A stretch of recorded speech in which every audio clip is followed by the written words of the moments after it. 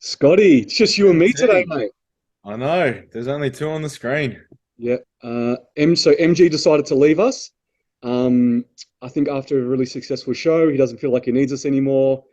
So Yep. For all yeah, we know, he could be on another podcast speaking right now. he I don't know. he could be on another podcast. I think he's too cool for us. His good looks and his Jordan shoes. I think he's like, don't need you guys no more. Yep. It's a two-peat now. He's gone and left us. Yeah. No, we're just joking. MG is feeling a little bit under the weather, You and crook. that's why the potty's a day late. Normally we do it on a Wednesday. Today's Thursday that we're recording it. He must be pretty sick to miss the potty. He must, Yeah. especially after, we're going to be reviewing the ANB show, which is his show. Mm-hmm. Or he would have loved to do it with us, but he's just feeling a bit sick. So we can just talk behind his back. I'm sure he's not going to listen. But yeah, he'll be on the next one for sure. Yep. Yeah, he'll be But back. that's what we're going to do today. We're going to cover the show, the ANB Victoria show that was on the weekend. We're going to bring up some images, so make sure if you guys want to, you should jump on the video on YouTube, so you can see what we're showing. But we're basically just going to show the lineups, and we're just going to analyze the lineups and analyze the placings, and then we'll go from there. But as for the show itself, obviously MG told us the numbers. It was probably one of their biggest season A shows they've had in a long time. Mm-hmm. So I'm really proud of him. Like he's been working his absolute butt off, Yep, and that's absolutely. probably why he's probably under the weather because he was just grinding for the last couple of weeks to make sure that show was perfect. And yeah, it couldn't have went any better to be honest. Like I had my first monster there. I know I'm spewing that I had to leave and I missed it. Yeah, I had my first monster. They had those kind of fit meals, whatever you want to call them. And I had some of those too. I actually didn't bring my food because I knew they were going to be there. And MG said they're going to be there, so make sure you give them a try. So that was really really good. So They look pretty good, those meals. I obviously couldn't eat them, but they look pretty good. they were pretty good. Yeah, they were pretty good. But yeah, it was just a good vibe. The show was run really, really well. I think also too is I think we just interacted really, really well with like other coaches and competitors. You Mm-hmm. obviously were gone by then, but by the end of the show, we were like nearly got kicked out because we were talking to other coaches and competitors and just sitting back and relaxing and just reflecting and just talking shop. So Mm-hmm. it was definitely a really, really good vibe there. But yeah, congratulations to MG for running and Jen for running an absolutely amazing show. Yeah, they did. They put on a phenomenal show. I don't think anyone would agree would disagree with the fact that just some of the best lighting in the game, the Yeah. stage, everything about it. Yeah, it was awesome. And the standard of the show, the crowd, you literally and again, not being biased because he's obviously our boy, but it was just from start to finish. Everything was flawless. There was nothing that you could pick apart from it. There were good sized lineups. There were some really tough lineups. The Yes. crowd was awesome. The DJ. It was just an overall awesome experience. So I think anyone that went, even if they were, I met one of my athletes that I've never actually met before in Mhm. person, and it was her first time coming to a show, and I was like, come down, check it out, see what you think. And she was just like, wow, A, the standard, but B, just the theater of it all, the atmosphere. Yeah. So, for someone like that to have their first experience at a show and then to have such a positive experience and speak so highly of it, I think was awesome and speaks volumes to what those guys are doing, which is really exciting. Yeah, I actually really liked the intermission between the first show and Yeah, the it was second show. good. There's like Just to an hour break it up. intermission. Yeah, it breaks it up. They basically kick the audience out, so they get to go Mm, and have lunch and have a coffee or whatever they need to do. And then all the judges they get to mingle a little bit with the competitors and the coaches. They get to have a meal and relax. Then the stage is free, so I was putting my competitors on the stage and they were practicing their walks. We could see how they looked under the lights. So hmm it was amazing to like do a full run through of what they need to do just to kind of give them that confidence. So I really like that like intermission period. I understand some shows it's difficult to do that sometimes, but hmm the fact that they could do that, yeah, I thought it was really really good, and just it just eased the tension, eased the flow a little bit, and people could just relax, and the competitors knew that they were going to start soon, and they could get ready for show number two. So that hmm was good too. Yeah, it was great. It was really good. All right, let's get into analyzing the lineup. So what I'm going to do is I'm going to share my screen. I'm going to go and use the Zen project. He's the man that did the professional photography on the day, and he obviously put everything on Google Drive. So let's start from the back end of the show. So let's start at fitness, then women's fitness, then we'll go to bikini, and then we'll go to men's fitness. So what I'm going to do is I'm going to try to bring up photos where there is the actual lineup. So there were three in the lineup, so a small lineup, but as you're going to see, very competitive, like really competitive, and you'll see by the caliber. I'm going to try to find lineups where they're all there. We had three. We had Effie. She was amazing. I believe she was in the over 35s, so she's obviously over the age of 35. So on the screen now, she's the one on the left in the purple bikini. Great conditioning and great size for that lineup. She was probably just a little bit out-muscled in that lineup, but conditioning was pretty much on point. And then we have Amy, which is my competitor in the middle. And then we had, I believe it's Marion on the end there. So in this lineup, obviously they were in the same divisions multiple times, and they decided that Effie was third, Amy was second, and then we had Marion being first place. So it was really, really tough decision. The judges were kind of spinning them around and getting them to really, really work it on the day. But I'm really glad they made a decision. I don't know if you kind of remember, Scotty, season B last year. Split decision.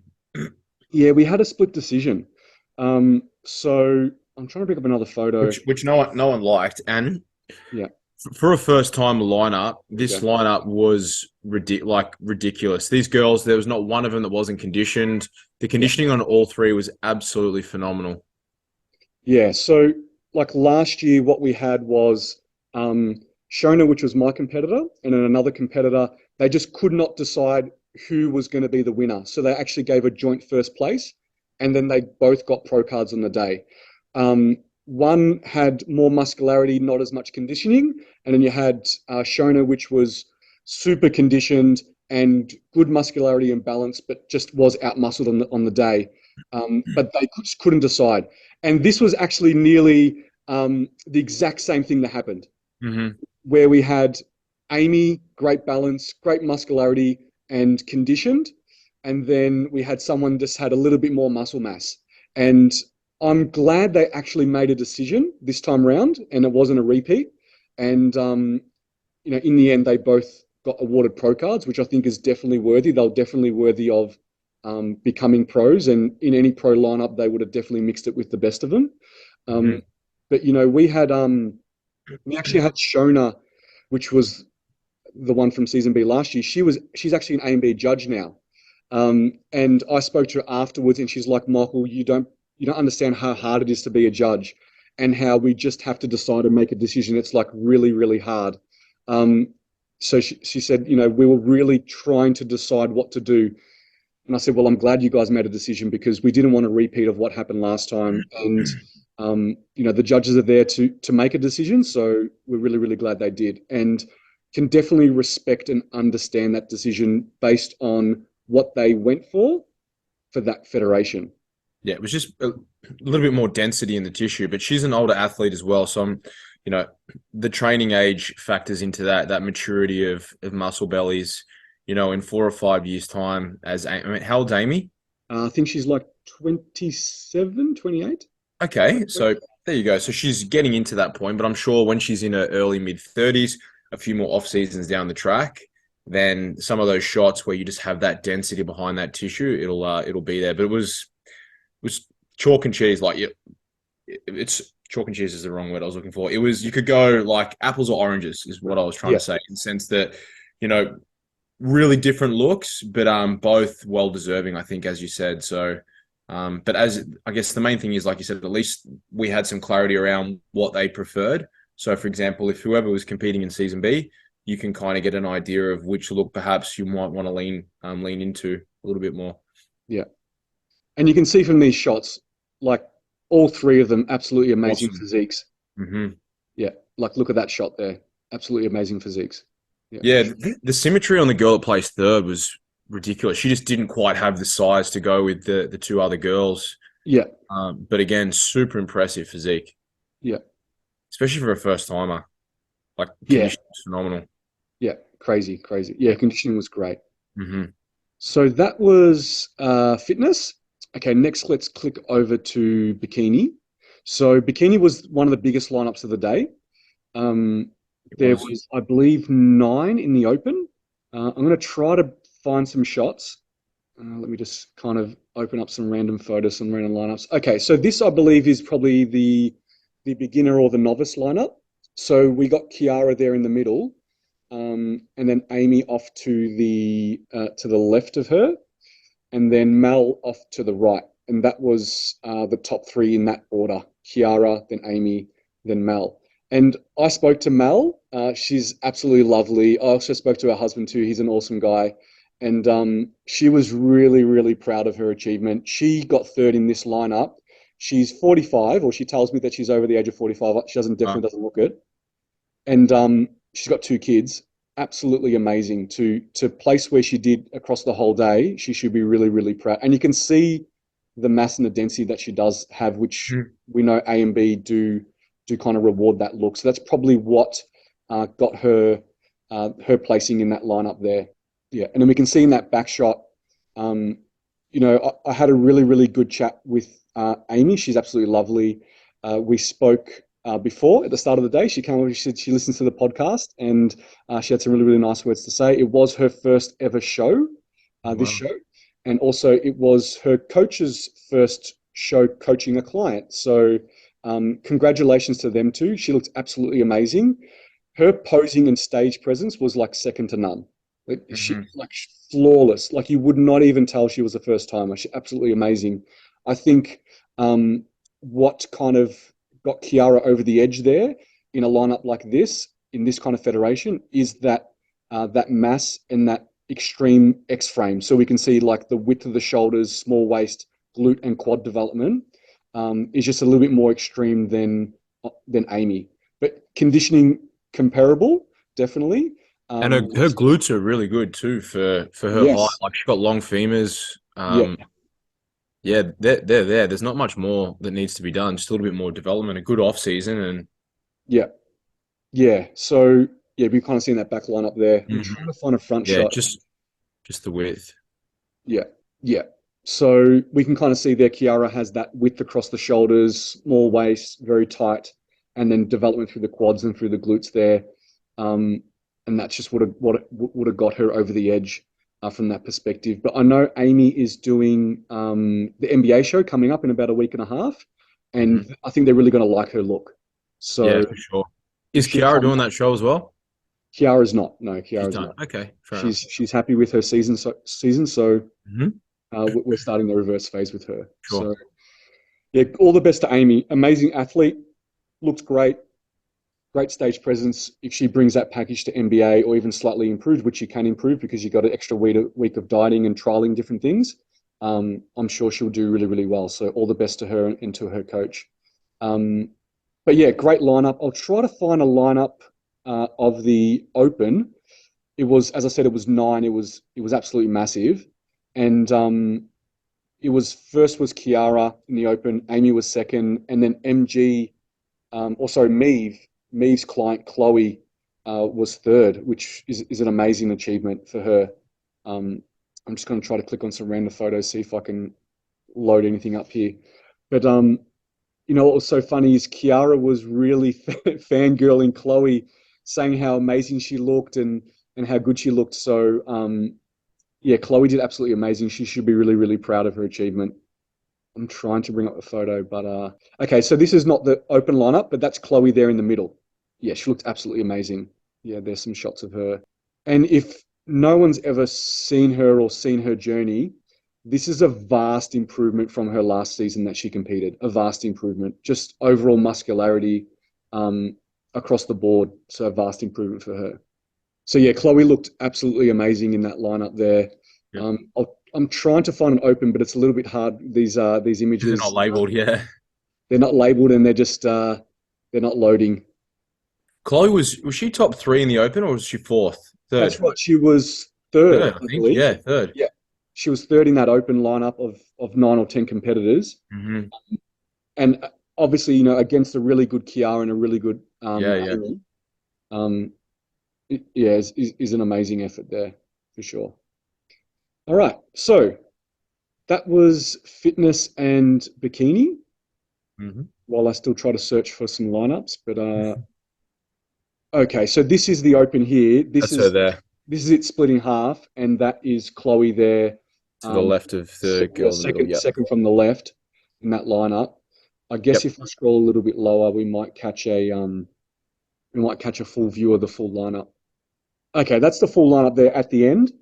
Um, I wonder if there is a lineup of the placings. Maybe not. Maybe a bit further down. But that's the full lineup there. Big lineup, really, really big lineup. And good quality too. Really Not good just the top quality. three, yeah.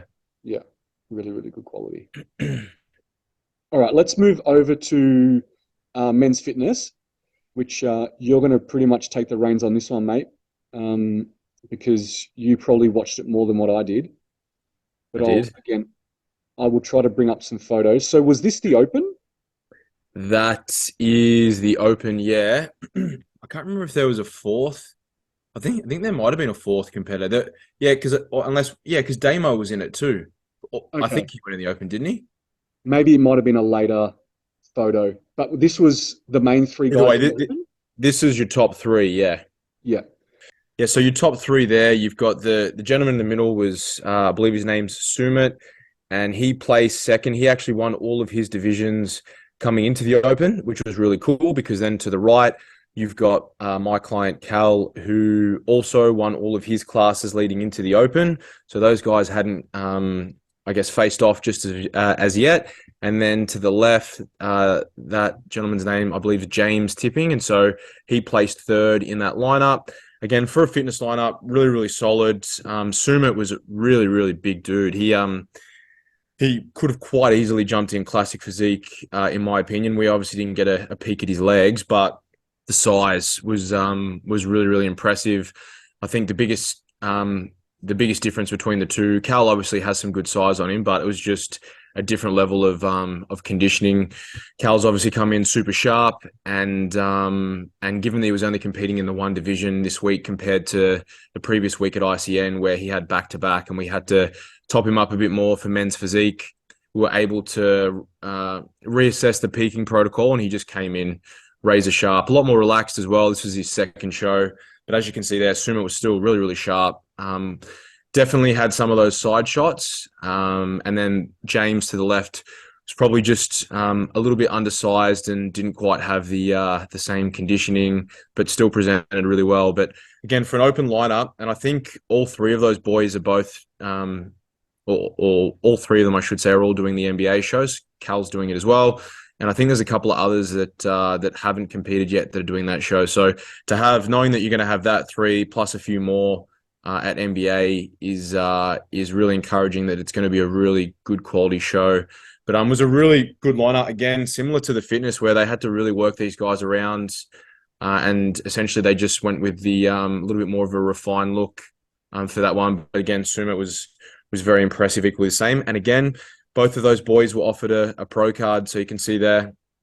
Mm-hmm. That's right in the middle. But yeah, Cal taking out the overall was awarded his pro card. And again, for a first-time competitor, his very first season to attain your pro cards, really, really impressive. And then Sumit, I'm not sure how long he's been competing for, but you can actually see in that shot the size that he has, like a lot of density through those medial delts, good size arms, conditioning sharp through his obliques, serratus region. So was also presented really well. But yeah, they just went with the more refined, polished look. So Cal was really, really happy. We both were. So really good division. And again, I think those boys equally gave the judges a bit of a hard time. Yeah, I had no idea. I knew Cal got his pro, but I had no idea they also gave that pro card to Sumit too. That's awesome.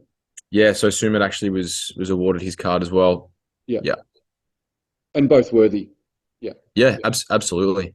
Both definitely Yeah, like I very said, good. I think Sumit, another couple of weeks, I'm sure he'll be pushing for that NBA show. That with even more refinement, he'll be even more impressive. So I think we're definitely going to be in for a good show across all divisions at the NBA show. It's going to be exciting.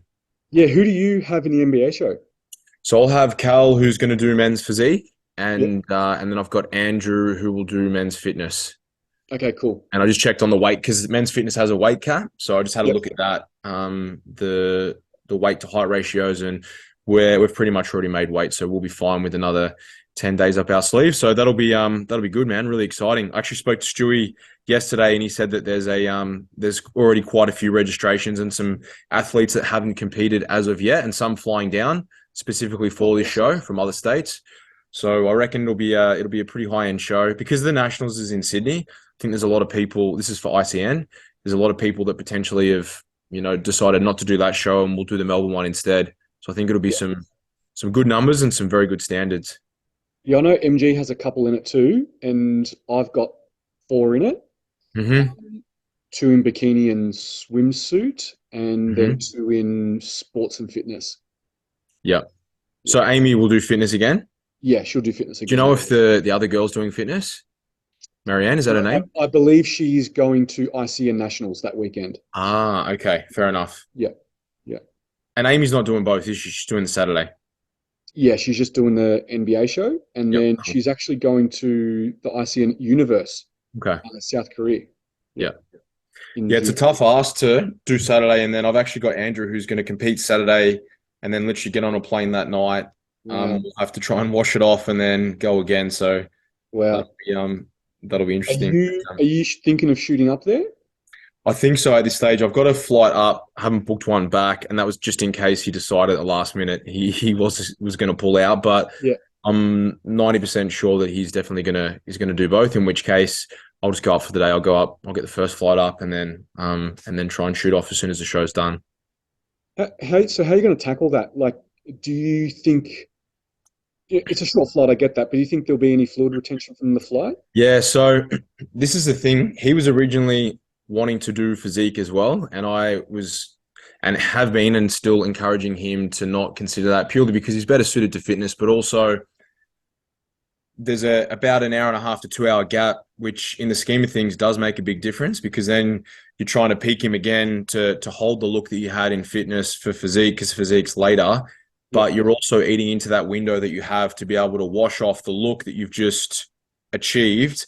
You've got to rinse it off and then start again, but you've also got to get the tan off and then he has to go and train, try and obviously get rid of some of the carbohydrate that we've pushed in. We have to be a little bit more conservative with our peaking approach on the day because we can't afford to shoot for Yeah, super compensation and we potentially spill over, which Mhm. might be okay for that division. But if you overshoot, then it can be really hard to bring that back.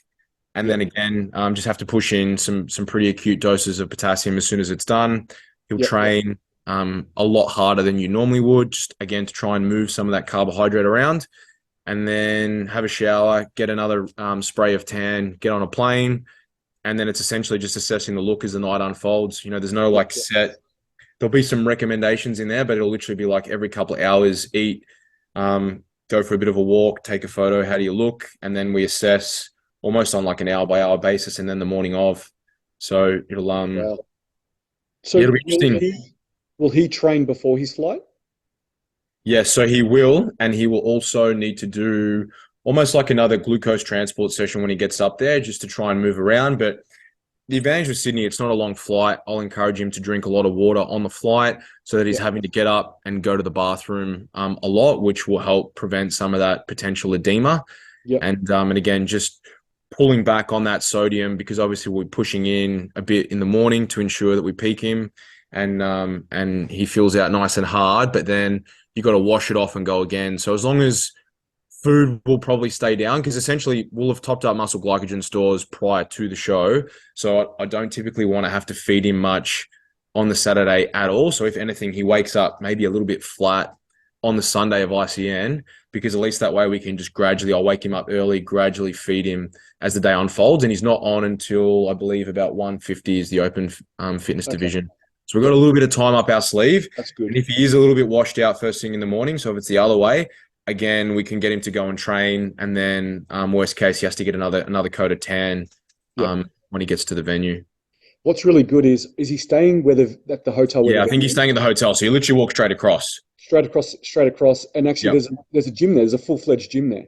Yeah, that's right. So it makes it a little bit easier on that side of things as well. And I'll try and get up there super early so that I can actually see him in person by I think the 6 a.m. flight gets me there for 7:15. It's out in the middle of nowhere. That's the only thing. By the time you got to get a train out. Last time I caught a cab and it was an hour and 20.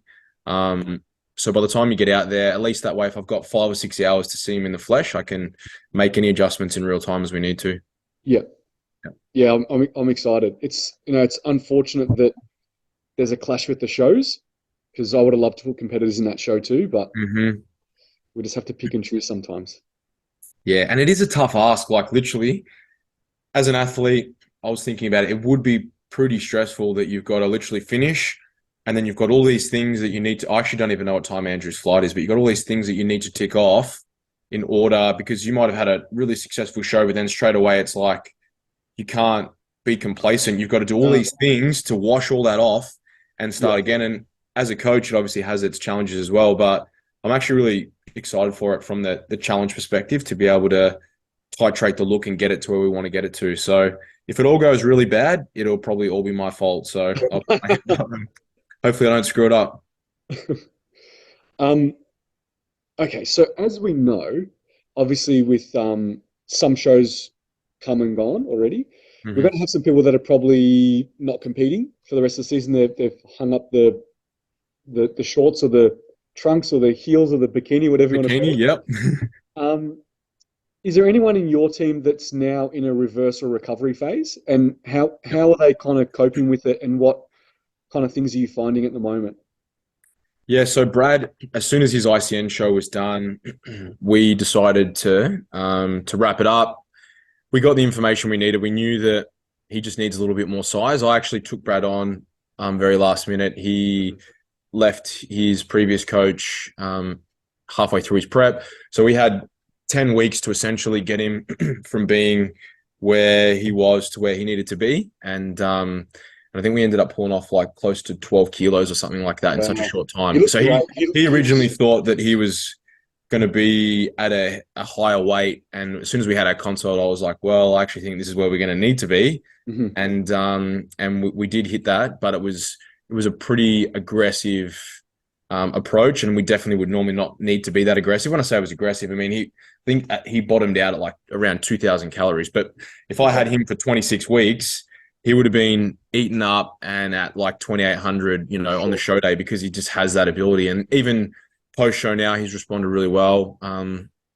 We take the approach typically with guys, more of a recovery approach, given that they do have to get down to pretty extreme levels of composition. There's just no point trying to reverse your way out of it, because it doesn't attenuate any of the physiological effects that you accumulate as a result of being that lean and, an extended period of energy deprivation. So I think we put in some parameters. It was about a 3 kilogram increase in scale weight within the first 7 to 10 days. And then from there, we've just put in place some bandwidth rates of gain, which works out to be about 500 to 600 grams per week. Some weeks it might be a little bit more, then other weeks it might start to come down. And it's more or less gauging that we hit a certain point within a certain time, but also auto-regulating how he's feeling along the way. So you might say that in an ideal world, he's going to push up from 64 kilos to he needs to be at 71, 72 by at least 6 to 8 weeks. He might get to that point and he still feels equally as shit, in which case you just need to gain a bit more. So things we look for are an increase and an improvement in sleep quality, increase in perceived energy availability, reduction of food focus, being aware of your sex hormones, so an increase in libido. They're all the things that we tend to suffer from at the back end of prep, and everyone's different. But because his prep was a lot shorter, I dare say he'll be feeling pretty much back to brand new within 4 or 5 weeks. Whereas, say, someone like yourself, with your prep, it typically, you're after 6 weeks, I feel really good. And then after another 6 weeks, I feel really good. And then it's now I feel really, really good. And I'm normally So Yeah. it's one of those things, and I think it's very individual, but I think it depends on the category too. Like the requirements for, say, Kiara, for example, from hers, what approach are you taking with her during her reverse/recovery phase? Yeah, so it's not going to be as drastic as someone like, Brad, where he's going to, Yep. try to gain so much weight very, very fast. Mm-hmm. But he's probably going to gain about a kilo or a kilo and a half within a week or two, Yep. uh, just because obviously more food volume, she's going to be storing a little bit more glycogen and things like that. So Yep. we're going with that approach. But, as I said, like they're not super lean, so their recovery is going to be pretty quick. For sure. She will, the usual things where you think eating more food means that you all of a sudden going to be satiated and not hungry anymore, and it's just not the case. Like Mm-hmm. sometimes you'll find that you're going to be a bottomless pit because it's got nothing to do with the food volume that keeps you full or not hungry anymore. It has to do with the amount of body fat that you have on, right? Mm-hmm. The body wants to recover. So, I've been getting those kind of comments like, I'm eating, but I'm just not full. It's like, it's just going to take time. And that's when you Yep. need to kind of keep that structure in place. And you need to make sure that the environment around you is conducive to you not, falling into a hole, right? So, Yep. we always give that advice is don't just now stock your pantry with all this food that you think you've been missing out on, and don't go buy all this, really, really highly palatable food and stock that in your house. Just really, really conscious of that. And also, too, is, people around you, we're going to get those comments of, oh, you can eat normal again. Yeah, Well, that's right. what's, my normal, my fit and healthy normal is different to your fat slob normal, right? So, Mm-hmm. uh, also educating people around you that when they kind of give you those comments, it's saying, well, I'm still going to maintain my habits. I'm just eating more of the good stuff. Yep. So I think people need to be really, really careful, especially, socially. It's great to be social. It's great to go out. It's great to, do things that you haven't had a chance to do. But you still got to stay within control and make sure you maintain your habits and your foundation because that's what's going to keep you stable and Absolutely. on track. So they're the kind of things that we try to reinstill with people that, you know, that coming off the end of a comp, you don't have uh, such a big goal anymore, and such a goal that's really going to make you push. Because if you've got an impending show date, you're gonna make sure you're on point. Like Mm-hmm. you are gonna have the drive and the motivation to make sure. Now you don't have an impending date anymore, so there's nothing that's going to really be as big as the grind that you had before. Like you will grind through absolutely anything when you know you have a show coming up. Mm-hmm. Now, when someone says, "Hey, no show until next season, next year," but still stay on point, like Yeah. still restrict yourself, still try to stay within boundaries. It's harder because you don't have that impending date where you're going to be half naked on stage and people are going to be judging you. So post show is really hard, and that's why we say like you really got to stick with your coach during that time. People that kind of drop their coach straight after a show is like one of the worst decisions you can make for sure. It's the most. I truly believe that the post prep phase is more important than the dieting component. Getting people shredded is super easy, but putting them back on the other side of the fence and putting them back in one piece Mhm. requires time, and it also requires a great deal of knowledge and experience, because otherwise, regardless of whether you're a first-time competitor in bikini or whether you're a first-time competitor in bodybuilder, they're going to be pretty murky waters when you come out of that phase. So you want someone that can help navigate and steer you through that phase and give you that direction, rather than, as you said, just being like, all right, now that I'm done, I'll touch base with you when I'm 24 weeks out from my next show. You can do a lot of harm in that phase. And it's not just about body composition. It's also from a health perspective. Like there's a lot of things you need to be aware of. Some people have been known to suffer from a lot of gastrointestinal issues. There's so many things that you can encounter because you're not factoring in, some of the things that we would just see as no-brainers. But for someone who's inexperienced, you may just think, oh, I've been eating, a scope of maybe 12 to 14 different foods. And now that I'm done, I'm going to go and have 50 or 60 different food selections, and I'm going to do it all in the space of 3 or 4 days. Yeah. And they end up really, really sick. Or on the other side, you see people that will be out of control binging, and then they'll restrict, and it's binge, restrict, and it's a vicious cycle. Versus if you have someone that you can communicate, and it does happen where people will have a period of out of control eating, but at least that way, if you're transparent with your coach, they can give you the skills and the tools to be able to navigate your way through that, versus you just thinking, oh, I'm just going to do some cardio again today and that will undo what I've done. But what they don't realize is that there's recoil to that, because all that means is it's setting you up for another binge in 2 or 3 days' time. And it just keeps on going and going and going, versus, as you said, if you have a plan in place and you're putting in place some just basic boundaries. So I'm not saying that you can't go out and have a meal, but it might be like, let's stick to one untracked meal a week. We're increasing your food. And if you want to have a day where you don't track your food, that's okay. But let's make some rules that we have 4 protein feedings, and there needs to be at least 2 of those meals that have 3 different colored vegetables or salad matter on your plate. So you're having some variety. There's some fiber in there.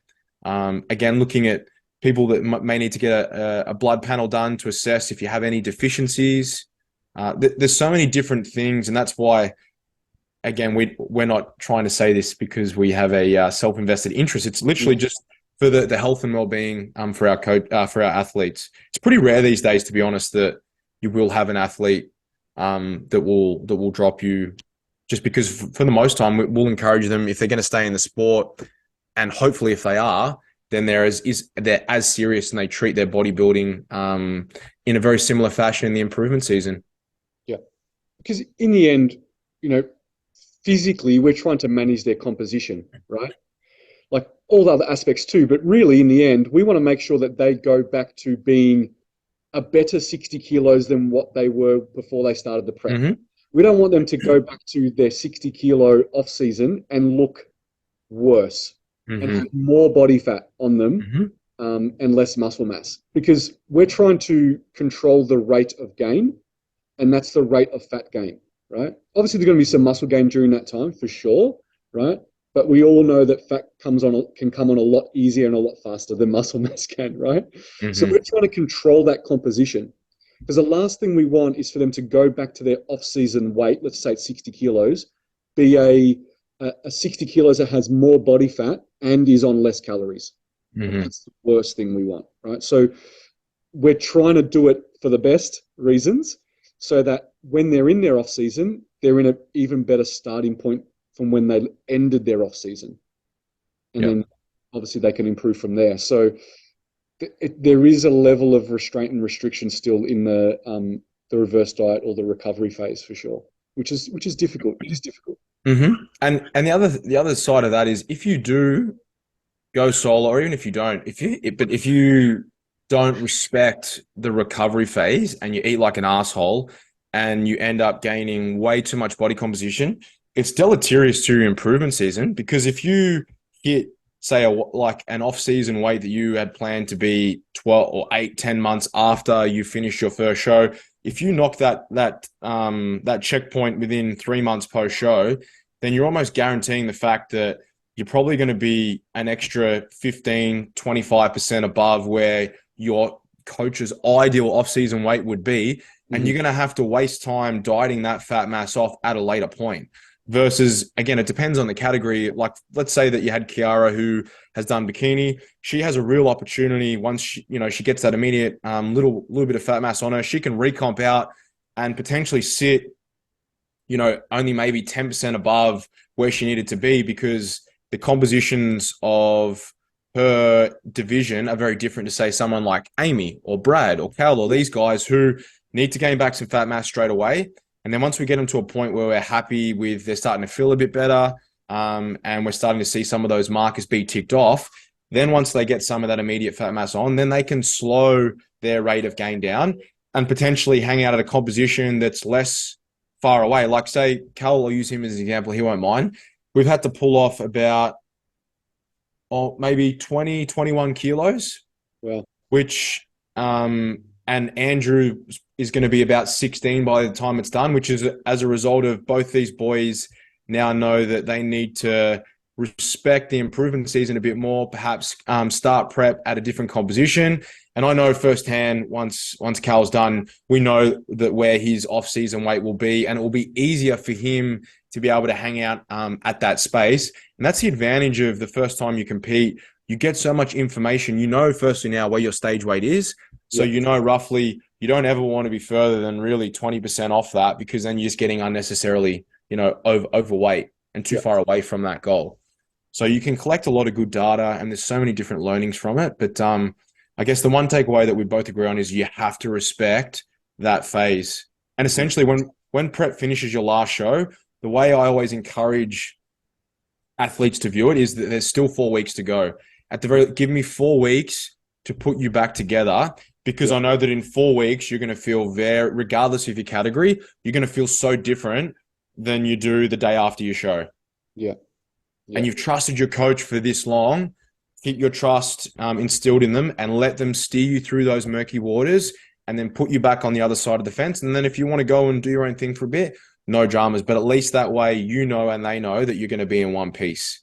Yeah. And we're not trying to be party poopers. We're not being like, no, you can't celebrate yet. You can't go for dinner. Not at all. We're really not. And we actually, like, I personally feel bad. Like, because I want them to celebrate and do things they haven't had a chance to do in a long time.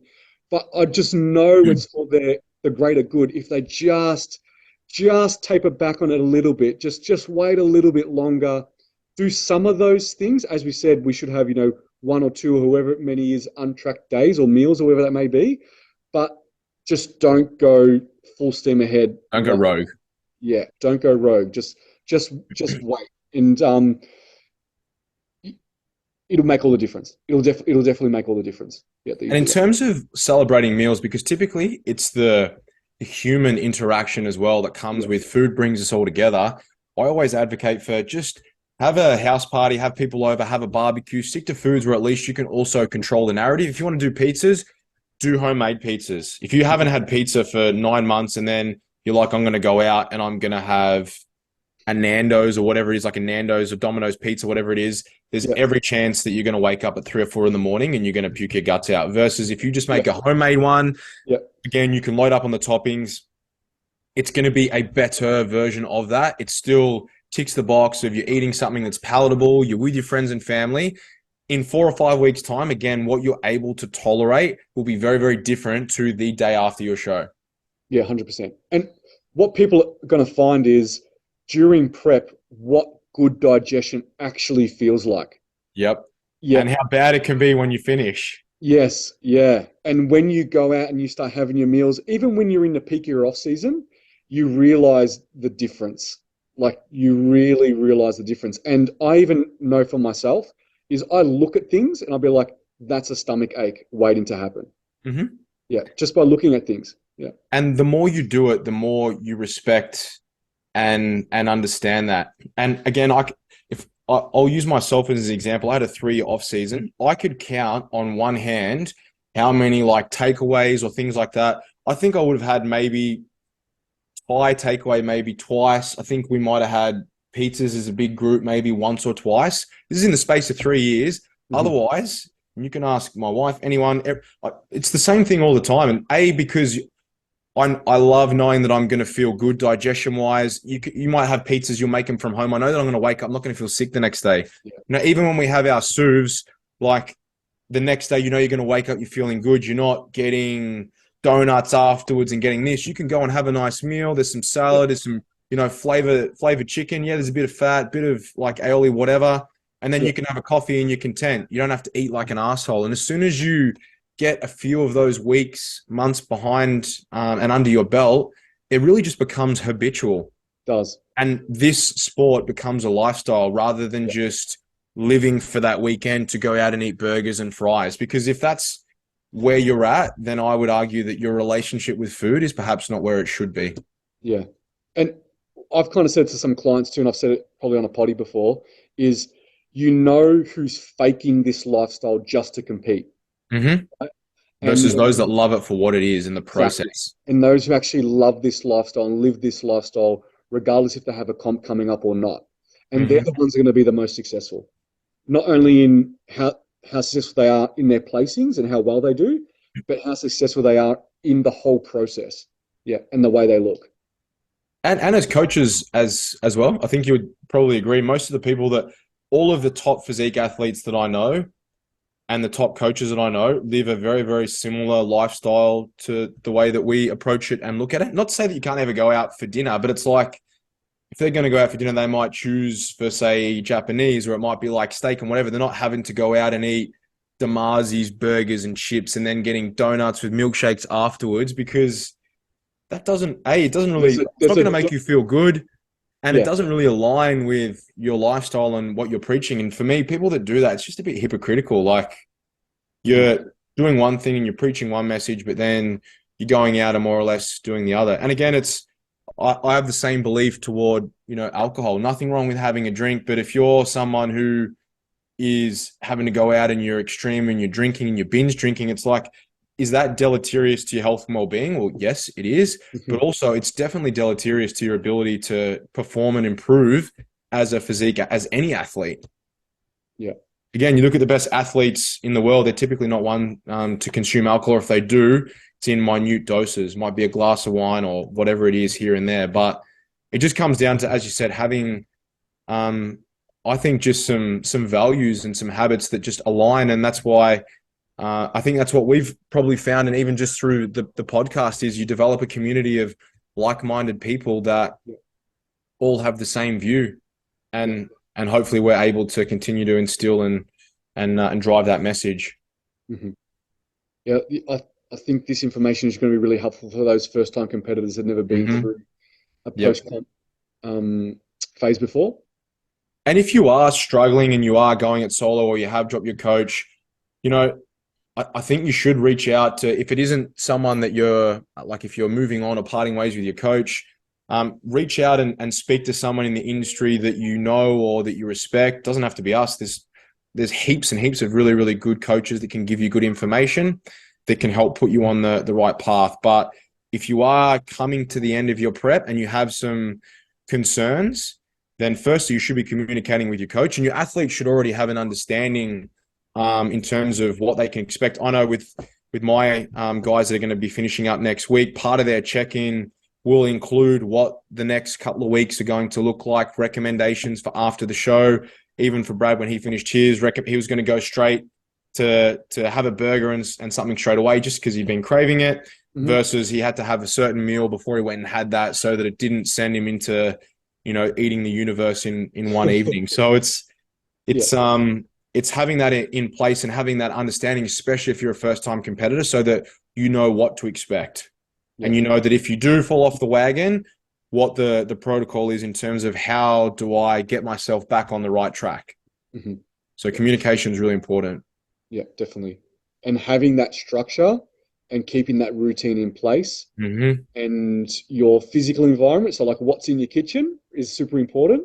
Yep. And also your support network and the people around you, and if they're encouraging behavior that really you shouldn't be doing at this point in time whilst you're post-comp, is super important. So I always tell people, if people want to come and give you gifts and presents and they want to buy you stuff, don't get them to buy you a box of donuts or a box of cookies, right?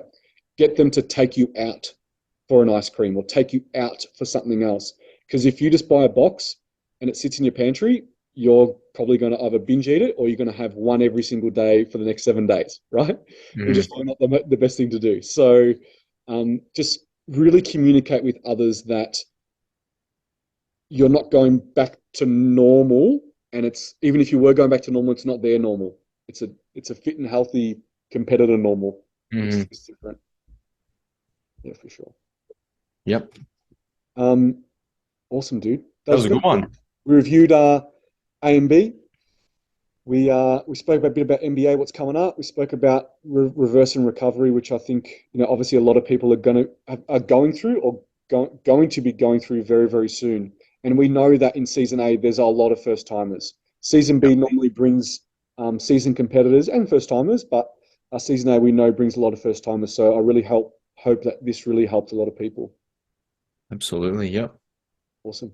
All right, we'll wrap it up there. We'll wrap it up there. Until next week. Hopefully we get the big man back in action. Yeah, definitely. All right, thanks, mate. I'll chat to you soon. You will. See you, bro.